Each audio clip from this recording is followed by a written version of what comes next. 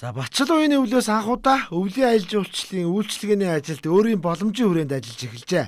За тэрээр бурхан алдан хайрхныг зорьсон иргэдэд тоглог гэр бааз болон халуун хоол цагаар үйлчилдэг байна.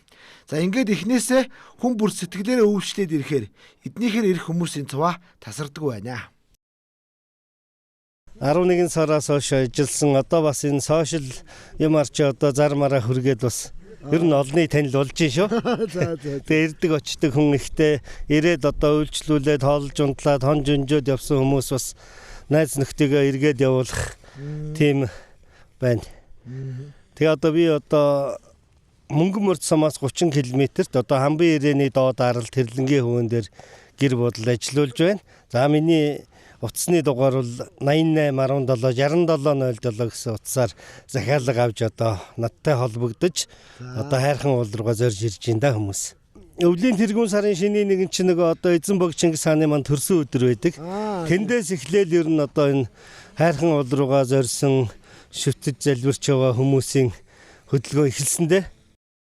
За Баггүй 9-үүдээ 13 настай амралтын өдрөөр бурхан алдан хайрхны бэлд морь унуулдаг. За өнгөрсөн үйл шинэ жилийн үеэр гэхэд 5 хоног морь унуулад 3 сая төгрөг олжээ. За хөдөөдөө ахуй соёлтойгоо морь малтайгаа ойр байх дуртай гэж тэрээр ярьж байлаа.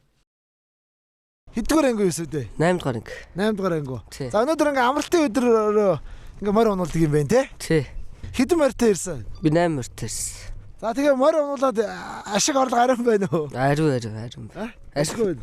Хүн их байна одоо. Их бай. Өчигдөр өнөөдрөөс ихсчээ. Ихсэн амралтын өдөр болохоор тий. Шинэ жилээр их байсан. За. Шинэ жилээр хэдэн төгрөгийн ашиг олсон юм? Хэдэн морьтой ирсэн? Адилхан 8 морьтой ирсэн. За тэгээд 2-3 сая төгрөг олсон. Хэд хоногт вэ?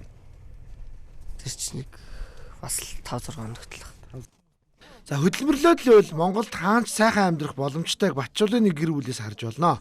За 11-р сараас эхлээд л бурхан алдан хайрхныг зорих иргэдийн цуваа эхэлдэг байна.